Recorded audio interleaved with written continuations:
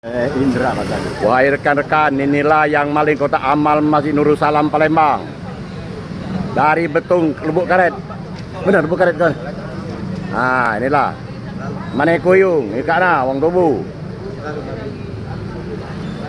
Mumpung ada kesempatan. Siapa nama kau? Siapa nama kau? Siapa nama kau?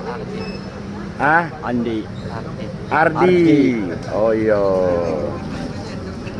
Nah, ini awangnya nah.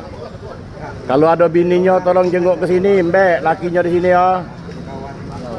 Yo. Tidak kami tangan Ibu, dia no, tidak. Katian tangan ni tidak. Kesian dia ni. Ya warga Indonesia abjaknya nih. Yo. Yo. Jadi di RT 06 RW 02 Bukit Lama telah terjadi ini nah.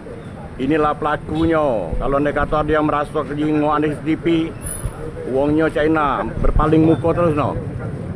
Nah, jelas. Umur 35 tahun. Kerjaan kau apa? Balik ke mana kau? Ke Betung. Ngapo kau diaman ke sini?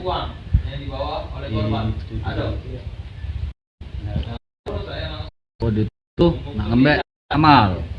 Nah, di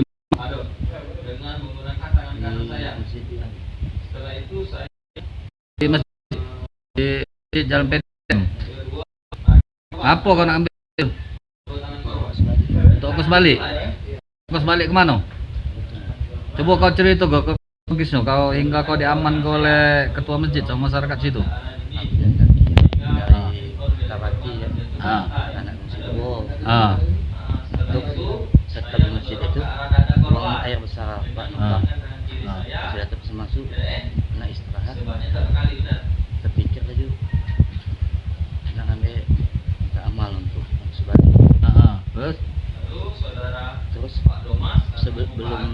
belum diambil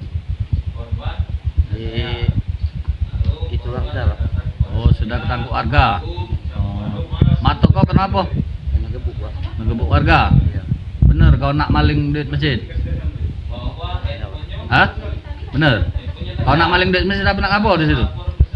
Sebenarnya cuma permisi nih Pak itu. Numpang missing. Nah, terus pacak kunci kotak amal tetap buka. Aku tarik Pak. Oh, kau tarik.